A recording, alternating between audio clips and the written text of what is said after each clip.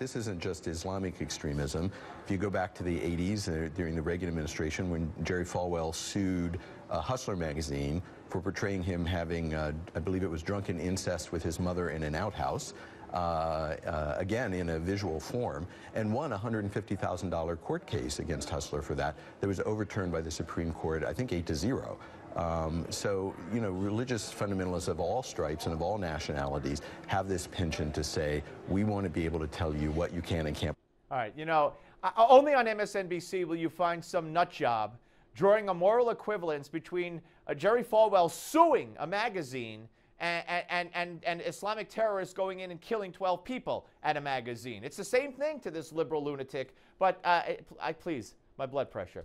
Joining us now is Brigitte Gabriel, the great Brigitte Gabriel, president of Act for America and author of They Must Be Stopped. There's the book right there on your screen, Why We Must Defeat Radical Islam and How We Could Do It. Brigitte, welcome. When you hear stuff like that, I mean, that's exactly the problem. Thank you, Steve. Delighted to be with you. And that is exactly the problem, because it shows the level of ignorance on one side of really what problem we're dealing with on a global scale. And then it shows the moral equivalency that he is drawing here. How can you compare an American man who used our Western court system to peacefully go sue and express his right in suing something, and some people who go and butcher civilians working in their job using military machine guns in an organized, planned attack and murdering innocent people, including a police officer laying on the ground unarmed, and the terrorists knew that he was unarmed and shoot him straight in the head.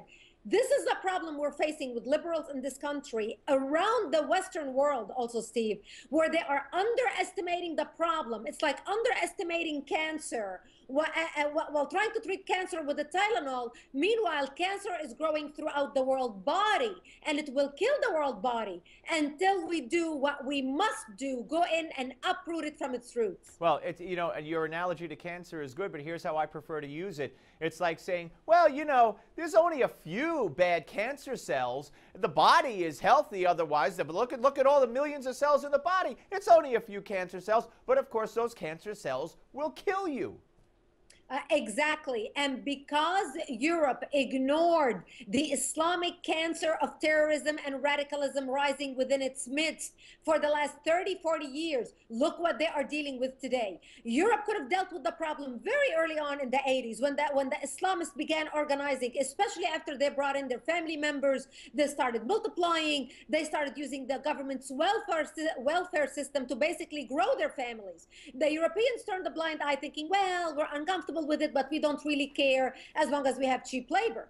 Today, we are dealing with a major problem. So if Europe would have dealt with the problem while it was at stage 2 cancer, we would not be here today. Right. We in America, Steve, are facing the same thing. America is at stage 2 cancer, Islamic cancer.